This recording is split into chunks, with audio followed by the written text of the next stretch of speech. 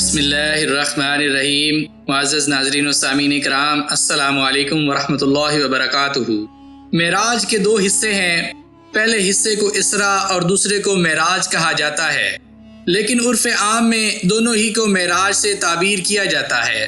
اسراء کا ذکر سورہ بنی اسرائیل کے آغاز میں ہے، یعنی مسجد حرام سے مسجد اقصی یعنی بیت المقدس تک کا سفر۔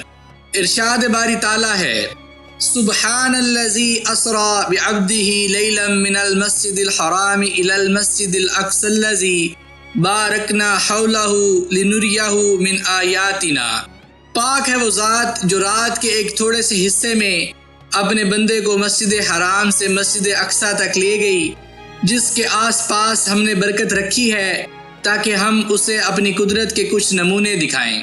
مسجد حرام یعنی خانہ کعبہ مکہ میں ہے، اور مسجد اقصی یعنی بیت المقدس فلسطین کے شہر القدس میں ہے، جس کا پرانا نام ایلیا ہے۔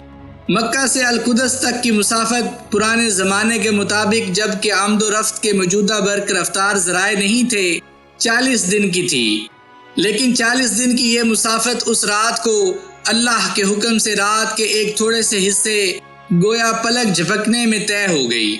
اس لیے اللہ تعالیٰ نے اس کا آغاز لفظ سبحان سے کیا ہے۔ عام طور پر اس کا استعمال ایسے موقعوں پر ہوتا ہے جب کسی عظیم الشان واقعے کا ذکر ہو۔ مسجد اقصی سے نبی صلی اللہ علیہ وآلہ وسلم کو آسمانوں پر لے جایا گیا۔ اس کے لیے نبی صلی اللہ علیہ وآلہ وسلم نے حدیث میں عُرِجَ بی مجھے آسمانوں پر چڑھایا گیا کہ الفاظ استعمال فرمائے ہیں۔ علاوہ ازیں بعض روایات میں معراج یعنی سیڑھی کا ذکر بھی ملتا ہے کہ اس کے ذریعے سے آسمانوں پر لے جایا گیا۔ اس لیے آسمانی سفر کے اس دوسرے حصے کو معراج کہا جاتا ہے۔ اس کا کچھ ذکر اللہ تعالیٰ نے سورہ نجم میں کیا ہے اور دیگر تفصیلات احادیث میں بیان ہوئی ہیں۔ اسراء و معراج ایک عظیم معجزہ۔ ظاہر بات ہے کہ 40 روز کا سفر رات کے ایک تھوڑے حصے میں کر لینا کسی انسان کے بس کی بات نہیں۔ اسی طرح رات کے اسی حصے میں آسمانوں کی سیر کر لینا بھی ظاہری طور پر ایک انہونا واقعہ ہے، لیکن جب اس کی نسبت اللہ تعالیٰ کی طرف ہو، یعنی اس میں اس کی قدرت کی کار فرمائی اور اس کی مشیت کی جلوہ فرمائی ہو، تو پھر اسے ناممکن سمجھنا کسی مسلمان کے شایان شان نہیں۔ اس لیے اس قسم کے واقعات کو معجزات کہا جاتا ہے۔ جب اللہ تعالیٰ چاہتا ہے کہ وہ اپنے پیغمبر کی تائید و تصدیق کے لیے کوئی معجزاتی واقعہ لوگوں کو دکھلائے تو اللہ کے حکم سے اسے صادر کر دیا جاتا ہے۔ ہمارے پیغمبر حضرت محمد صلی اللہ علیہ وآلہ وسلم بھی انسان ہی تھے۔ وہ از خود اس طرح بیت المقدس جا سکتے تھے، نہ وہاں سے آسمانوں پر چڑھ سکتے تھے۔ یہ سب کچھ اللہ کی قدرت ہے۔ پہلے بیت المقدس اور پھر وہاں سے آسمانوں پر تشریف لے گئے۔ اسراء کے معنی ہی روح و بدن سمیت لے جانے کے ہیں، نہ کہ عالم خواب میں روحانی سیر کے۔ علاوہ ازیں حدیث میں آتا ہے، نبی صلی اللہ علیہ وآلہ وسلم نے فرمایا، جب میرے اس واقعے کی شہرت ہوئی اور کفار و مکذبین کے لیے اس کا ماننا ممکن نہیں ہو رہا تھا، تو انہوں نے متعدد سوالات کیے جن کا جواب دینا میرے لیے مشکل تھا۔ تو اللہ تعالیٰ نے میرے اور بیت المقدس کے درمیان سے سارے حجاب اٹھا کر بیت المقدس کو میرے سامنے کر دیا اور میں اسے دیکھ دیکھ کر جواب دیتا رہا۔ صحیح بخاری کے الفاظ ہیں، جب قریش نے مجھے جھٹلایا تو میں ہجر یعنی حتیم میں کھڑا ہو گیا، پس اللہ نے بیت المقدس میرے سامنے لا کھڑا کیا اور میں اسے دیکھ دیکھ کر ان کو بتلاتا رہا۔ اور صحیح مسلم کی روایت میں ہے، میں نے اپنے آپ کو دیکھا کہ میں ہجر میں حتیم یعنی خانہ کعبہ کا وہ حصہ جسے قریش نے باہر چھوڑ دیا تھا، اور وہ اب تک اسی طرح ہی چلا آ رہا ہے، اور قریش مجھ سے میری سیر معراج کے بارے میں سوالات کر رہے ہیں۔ پس انہوں نے بیت المقدس کے بارے میں مجھ سے بہت سی ایسی چیزیں پوچھیں جنہیں میں اچھی طرح یاد نہیں رکھ سکا تھا، تو میں اتنا پریشان ہوا کہ اتنا پریشان اس سے پہلے کبھی نہیں ہوا تھا۔ پس اللہ تعالیٰ نے بیت المقدس کو اٹھا کر اس طرح میرے سامنے کر دیا کہ میں اسے دیکھنے لگا۔ پھر انہوں نے اس کی بابت جو بھی سوال مجھ سے کیا، میں ان کو اس کی بابت بتلاتا رہا۔ ایک اور روایت میں ہے جس کا خلاصہ یہ ہے کہ مکہ میں صبح کو میں سخت پریشان ہوا کہ لوگ میری بات پر یقین نہیں کریں گے اور مجھے جھٹلائیں گے۔ میں اسی سوچ میں غمگین اور پریشان بیٹھا تھا کہ اللہ کا دشمن ابو جہل میرے پاس سے گزرا اور میرے پاس آ کر بیٹھ گیا اور مجھ سے استہزاء کے انداز میں پوچھا، کیا کوئی خاص بات ہے؟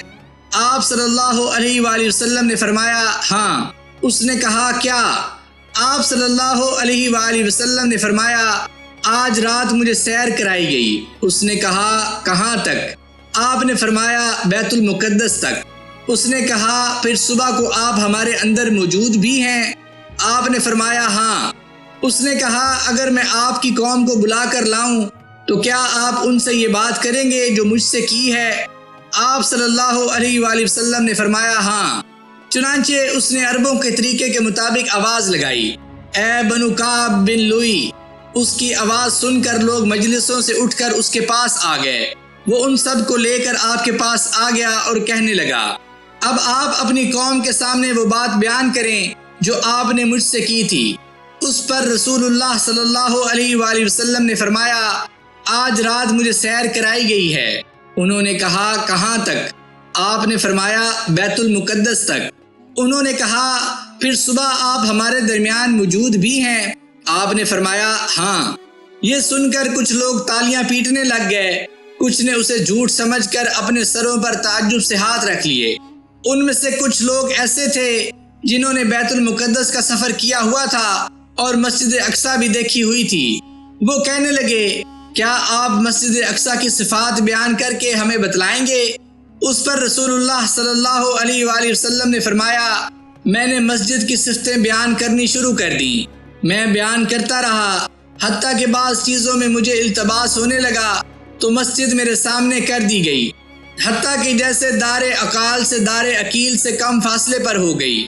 پس میں اسے دیکھتا رہا اور اس کی صفتیں بیان کرتا رہا۔ انہوں نے میری باتیں سن کر کہا، اللہ کی قسم، اس نے صفتیں تو ساری صحیح بیان کی ہیں۔ اگر یہ خواب کا واقعہ ہوتا تو نبی صلی اللہ علیہ وآلہ وسلم کو قریش مکہ کے سوالات کی وجہ سے پریشان ہونے کی ضرورت ہی نہ ہوتی، بلکہ آپ یہ فرما دیتے، میں نے تو یہ سب کچھ خواب میں دیکھا ہے۔ میں کون سا وہاں سے ہو کر آیا ہوں جو تم مجھ پر سوالات کی بوچھاڑ کر رہے ہو؟ لیکن آپ نے یہ نہیں فرمایا، جس سے یہ واضح ہو گیا کہ یہ عالم خواب کا نہیں بلکہ عالم بیداری کا واقعہ ہے، اور آپ نے اسے بیداری ہی کا واقعہ بتلایا، نہ کہ روحانی کشف و مشاہدہ۔ اب ہم واقعہ معراج کو صحیح احادیث کی روشنی میں بیان کرتے ہیں۔ حسن اتفاق سے اصل واقعے کی بیشتر تفصیلات صحیحین یعنی بخاری و مسلم دونوں میں بیان ہوئی ہیں۔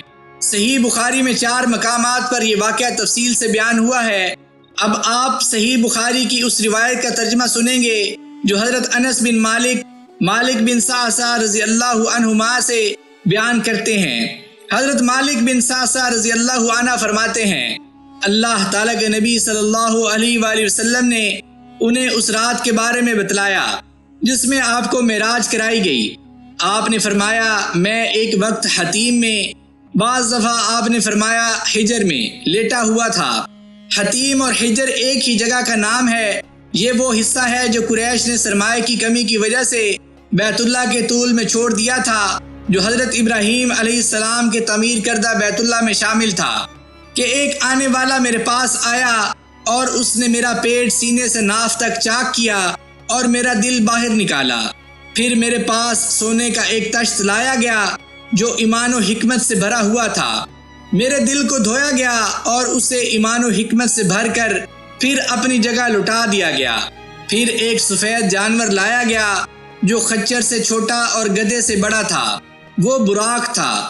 وہ اپنا قدم وہاں رکھتا تھا جہاں اس کی نگاہ کی آخری حد ہوتی۔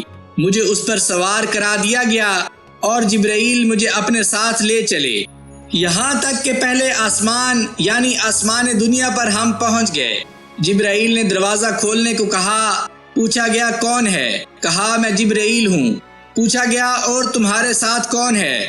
جبرائیل نے کہا، محمد صلی اللہ علیہ وآلہ وسلم ہیں۔ پوچھا گیا، کیا انہیں پیغام دے کر بلوایا گیا ہے؟ جبرائیل نے کہا، ہاں کہا گیا، انہیں خوش آمدید، کیا ہی مبارک آنے والے ہیں وہ۔ اور دربان نے دروازہ کھول دیا۔ جب میں نے آسمان پر قدم رکھا تو دیکھا وہاں آدم علیہ السلام ہیں۔ جبرائیل نے کہا یہ آپ کے باپ آدم ہیں، انہیں سلام کریں۔ میں نے ان کو سلام کیا، انہوں نے سلام کا جواب دیا اور کہا خوش آمدید نیک بیٹے اور نیک پیغمبر۔ پھر جبرائیل علیہ السلام مجھے لے کر دوسرے آسمان پر چڑھے اور اس کا دروازہ کھولنے کو کہا گیا کون ہے؟ کہا میں جبرائیل ہوں۔ کہا گیا تمہارے ساتھ کون ہے؟ کہا محمد صلی اللہ علیہ وآلہ وسلم ہیں۔ پوچھا گیا کیا انہیں پیغام دے کر بلوایا گیا ہے؟ جبرائیل علیہ السلام نے کہا ہاں، کہا گیا خوش آمدید، پس آنے والا جو آیا کیا اچھا ہے، اور دروازہ کھول دیا۔ جب میں اندر داخل ہوا تو وہاں یحییٰ اور عیسیٰ علیہ السلام تھے جو دونوں خالہ زاد ہیں۔ جبرائیل علیہ السلام نے کہا یہ یحییٰ اور عیسیٰ علیہ السلام ہیں، انہیں سلام کریں۔ میں نے انہیں سلام کیا، ان دونوں نے سلام کا جواب دیا اور کہا خوش آمدید برادر سہلے اور پیغمبر سہلے۔ پھر جبرائیل علیہ السلام مجھے تیسرے آسمان پر لے کر چڑھے اور دروازہ کھولنے کو کہا۔ ان سے پھر وہی سوالات پوچھے گئے اور انہوں نے بھی وہی جواب دیے۔ جب میں وہاں پہنچا تو وہاں یوسف علیہ السلام تھے۔ جبرائیل علیہ السلام نے کہا یہ یوسف ہیں، انہیں سلام کریں۔ میں نے انہیں سلام کیا، انہوں نے جواب دیا اور کہا خوش آمدید برادر سہلے اور پیغمبر سہلے۔ پھر جبرائیل علیہ السلام مجھے لے کر چڑھے یہاں تک کہ چوتھے آسمان پر پہنچ گئے۔ پھر وہی سوالات و جوابات ہوئے اور دروازہ کھول دیا گیا۔ جب میں اندر داخل ہوا تو وہاں ادریس علیہ السلام تھے۔ جبرائیل علیہ السلام نے کہا یہ ادریس علیہ السلام ہیں، انہیں سلام کریں۔ میں نے انہیں سلام کیا، انہوں نے سلام کا جواب دیا اور کہا خوش آمدید برادر سہلے اور پیغمبر سہلے۔ پھر جبرائیل علیہ السلام مجھے لے کر چڑھے حتیٰ کہ 5ویں آسمان پر پہنچ گئے۔ تب بھی ان سے وہی سوالات و جوابات ہوئے اور پھر دروازہ کھول دیا گیا۔ جب میں اندر داخل ہوا تو وہاں ہارون علیہ السلام تھے۔ جبرائیل علیہ السلام نے کہا یہ ہارون علیہ السلام ہیں، انہیں سلام کریں۔ میں نے انہیں سلام کیا، انہوں نے سلام کا جواب دیا اور کہا خوش آمدید برادر سہلے اور پیغمبر سہلے۔ پھر جبرائیل علیہ السلام مجھے لے کر چڑھے حتیٰ کہ 6 آسمان پر پہنچ گئے۔ اس دفعہ پھر سوالات و جوابات کا وہی سلسلہ چلا یہاں تک کہ دروازہ کھول دیا گیا۔ جب میں اندر پہنچا تو وہاں موسیٰ علیہ السلام تھے۔ جبرائیل نے کہا یہ موسیٰ علیہ السلام ہیں، انہیں سلام کریں۔ میں نے انہیں سلام کیا، انہوں نے جواب دیا اور کہا خوش آمدید برادر سہلے اور پیغمبر سہلے۔ جب میں وہاں سے آگے گیا تو موسیٰ علیہ السلام رو پڑے۔ ان سے پوچھا گیا آپ کیوں روتے ہیں؟ انہوں نے کہا میں اس لیے روتا ہوں کہ یہ لڑکا جو میرے بعد نبی بنا کر بھیجا گیا، اس کی امت کے لوگ میری امت سے زیادہ تعداد میں جنت میں جائیں گے۔ پھر جبرائیل علیہ السلام مجھے 7ویں آسمان پر لے کر چڑھے اور انہوں نے دروازہ کھولنے کو کہا۔ اس دفعہ بھی وہی سوالات و جوابات کا سلسلہ چلا اور پھر دروازہ کھول دیا گیا۔ جب میں اندر پہنچا تو وہاں ابراہیم علیہ السلام تھے۔ جبرائیل علیہ السلام نے کہا یہ آپ کے باپ ہیں، انہیں سلام کریں۔ میں نے انہیں سلام کیا، انہوں نے سلام کا جواب دیا اور کہا خوش آمدید نیک بیٹے اور نیک پیغمبر۔ پھر مجھے سدرۃ المنتہا کی طرف اٹھایا گیا تو اس کا پھل یعنی بیر حجر شہر کے مٹکوں جیسا تھا اور اس کے پتے ہاتھیوں کے کانوں جیسے تھے۔ جبرائیل علیہ السلام نے کہا یہ سدرۃ المنتہا ہے۔ وہاں 4 نہریں تھیں، 2 نہریں جنت کے اندر اور 2 نہریں باہر۔ میں نے پوچھا اے جبرائیل یہ 2 نہریں کیا ہیں؟ جبرائیل علیہ السلام نے کہا 2 اندر والی نہریں وہ جنت میں ہیں اور جو 2 نہریں باہر ہیں وہ نیل اور فرات ہیں۔ پھر میرے لیے بیت المعمور بلند کیا گیا۔ پھر میرے لیے 3 برتن لائے گئے، ایک شراب کا، دوسرا دودھ کا اور تیسرا شہد کا۔ میں نے ان میں سے دودھ کا پیالہ لے لیا تو جبرائیل علیہ السلام نے کہا یہ وہ فطرت ہے جس پر آپ اور آپ کی امت ہے۔ پھر مجھ پر ایک دن میں 50 نمازیں فرض کر دی گئیں۔ جب میں واپس لوٹا اور دوبارہ موسیٰ علیہ السلام کے پاس سے گزرا تو انہوں نے پوچھا آپ کو کیا حکم دیا گیا ہے؟ میں نے کہا مجھے ہر روز 50 نمازیں پڑھنے کا حکم دیا گیا ہے۔ موسیٰ علیہ السلام نے کہا آپ کی امت روزانہ 50 نمازیں نہیں پڑھ سکے گی۔ اللہ کی قسم، میں آپ سے پہلے لوگوں کا تجربہ کر چکا ہوں اور بنی اسرائیل کو خوب اچھی طرح آزما چکا ہوں۔ پس آپ اپنے رب کے پاس دوبارہ جائیں اور ان سے اپنی امت کے لیے تخفیف کا سوال کریں۔ چنانچہ میں دوبارہ واپس آیا تو اللہ نے مجھ پر 10 نمازیں کم کر دیں۔ میں جب موسیٰ علیہ السلام کے پاس آیا تو انہوں نے پھر پہلے والی باتیں کی۔ چنانچہ میں پھر واپس گیا تو اللہ نے 10 نمازیں اور کم کر دیں۔ میں پھر موسیٰ علیہ السلام کے پاس آیا تو انہوں نے پھر وہی باتیں کی۔ میں پھر واپس گیا تو مجھے روزانہ 10 نمازیں پڑھنے کا حکم دیا گیا۔ میں موسیٰ علیہ السلام کے پاس آیا تو انہوں نے پھر وہی باتیں کی۔ میں پھر واپس گیا تو مجھے 5 نمازیں روزانہ پڑھنے کا حکم دیا گیا۔ میں موسیٰ علیہ السلام کے پاس آیا تو انہوں نے پوچھا، اب آپ کو کیا حکم دیا گیا ہے؟ میں نے کہا، مجھے 5 نمازیں روزانہ پڑھنے کا حکم ہوا ہے۔ موسیٰ علیہ السلام نے کہا، آپ کی امت روزانہ 5 نمازیں بھی نہیں پڑھ سکے گی۔ میں آپ سے پہلے لوگوں کا تجربہ کر چکا ہوں اور میں بنی اسرائیل کو خوب آزما چکا ہوں۔ پس آپ اپنے رب کے پاس جائیں اور ان سے اپنی امت کے لیے مزید تخفیف کا سوال کریں۔ نبی صلی اللہ علیہ وآلہ وسلم نے فرمایا، میں بار بار اپنے رب سے سوال کر بیٹھا ہوں، حتیٰ کہ اب مجھے شرم آ رہی ہے، اس لیے اب میں اسی پر راضی ہوں اور اسے ہی تسلیم کرتا ہوں۔ آپ نے فرمایا، جب میں کچھ آگے گیا تو ایک منادی نے با آواز بلند کہا، میں نے اپنا فریضہ جاری کر دیا اور اپنے بندوں سے تخفیف کر دی۔ معزز ناظرین و سامعین کرام، آج کی قسط میں بس اتنا ہی۔ شب معراج کی حقیقت کے بارے میں آپ آگے آنے والی قسطوں میں جان پائیں گے کہ آپ صلی اللہ علیہ وآلہ وسلم کو سدرۃ المنتہا پہ مزید 2 کون سے تحفے دیے گئے، سورہ بقرہ کی آخری آیتوں کی کیا فضیلت ہے، معراج پر آپ صلی اللہ علیہ وآلہ وسلم کو کون سی مزید نشانیاں دکھائی گئیں، آپ صلی اللہ علیہ وآلہ وسلم کو کون سی نہریں، جہنم کا مشاہدہ اور جنت کا مشاہدہ کیسے کروایا گیا، یہ سب کچھ آپ جان پائیں گے اس کے بعد آگے آنے والی ویڈیوز میں۔ اگر آپ کو اس چینل پر پیش کی جانے والی ویڈیوز پسند آ رہی ہوں تو اس چینل کو لائک، شیئر اور سبسکرائب ضرور کر دیجیے گا اور مجھے اپنی دعاؤں میں یاد رکھیے گا۔ جزاک اللہ۔